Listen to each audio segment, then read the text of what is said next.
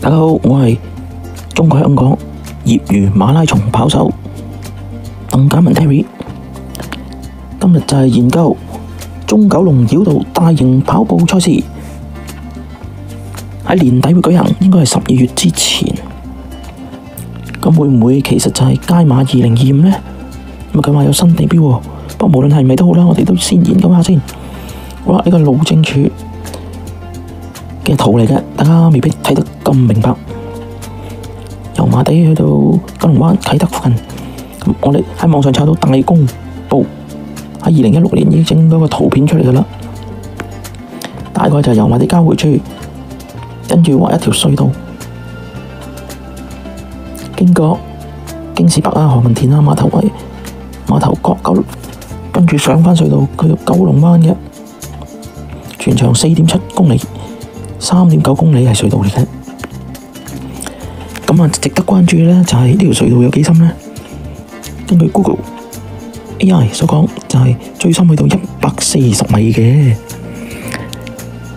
咁跑過渣馬嘅人，有可能有啲概念，140米有幾深呢？咁首先講下點解會去到140米咁深，就係因為佢要避開一啲荃灣線同觀塘線，所以佢滑落更低嘅地方。好啦，跑過渣馬嘅人，無論係半馬、全馬、西隧呢，最低係-31，即係最深都係31米嘅啫。但係呢條中九龍繞道最深係140米，咁就大約係4倍左右嘅深度嘅。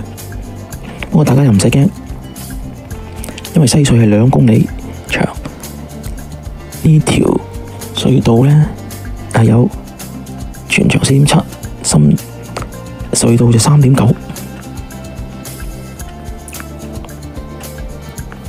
好啦，不過既然呢佢嘅深度係有140米嘅呢，大家都要鍛鍊一下啦。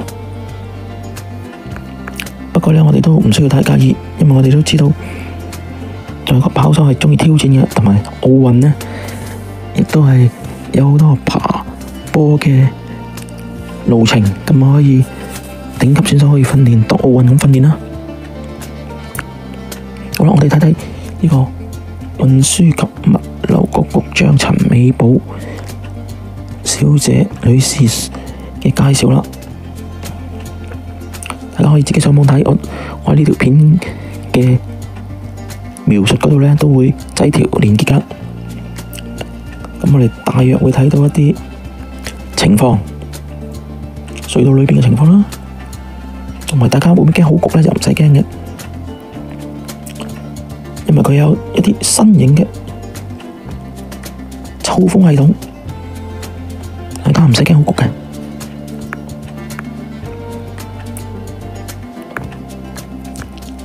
好啦，希望大家一齊參與啦！多謝大家收睇，有進啲新嘅消息再同大家報道，再見。